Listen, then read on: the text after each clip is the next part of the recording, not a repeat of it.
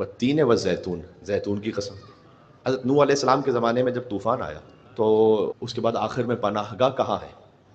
اس کے بعد نوح علیہ السلام نے ایک پرندے کو حکم دیا، کبوتر کو یا فاختہ کو، مختلف روایات ہیں، تو پرندہ گیا اور اپنے منقار میں، اپنی چونچ میں ایک پتی لے کر آیا بتلانے کے لیے کہ کہاں پر خشکی ہے۔ وہ تھی زیتون کے درخت کی پتی، زیتون کی قسم۔ حضرت موسیٰ علیہ السلام کہاں جا کر اللہ سے گفتگو کرتے تھے؟ طور سینا پر، طور سینا کی قسم۔ وہذا البلد الامین، اس امن والے شہر کی قسم، حضور مکرم جہاں زندگی گزار رہے ہیں، مکہ مکرمہ کی قسم۔ یعنی اللہ سبحانہ وتعالیٰ نے سمجھایا ہے کہ زمانہ آدم کی قسم، زمانہ نوح کی قسم، زمانہ موسیٰ کی قسم، زمانہ محمد کی قسم، ہم نے انسان کو احسن تقویم پر خلق فرمایا ہے۔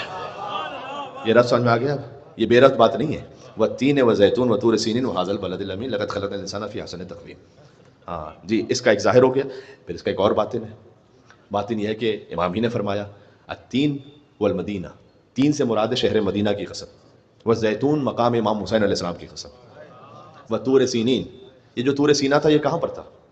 کہتے ہیں کہ نجف اشرف، اس مقام کی قسم۔ طور سینا پر جب حضرت موسیٰ علیہ السلام گئے اللہ سے گفتگو کرنے کے لیے، تو حضرت موسیٰ علیہ السلام کی قوم نے کہا تھا کہ ہم اللہ دکھلائیے۔ حضرت موسیٰ علیہ السلام کہتے ہیں میں نے نہیں دیکھا، تمہیں کیا دکھلاؤں گا؟ اللہ دکھلائیے، کہا نہیں دیکھا جا سکتا، لن ترانی یا موسیٰ، تم نہیں دیکھ سکتے، لیکن اگر یہ اصرار کر رہے ہیں تو ان میں سے جو 40 ہیں ان کو لے کر آؤ۔ پھر ایک نور ظاہر ہوگا، جب وہ نور ظاہر ہو جائے اسے یہ دیکھ لیں تو پھر کہنا کہ اللہ کو دکھلاؤ، پہلے اسے تو دیکھو، ضبط تو کرو اسے۔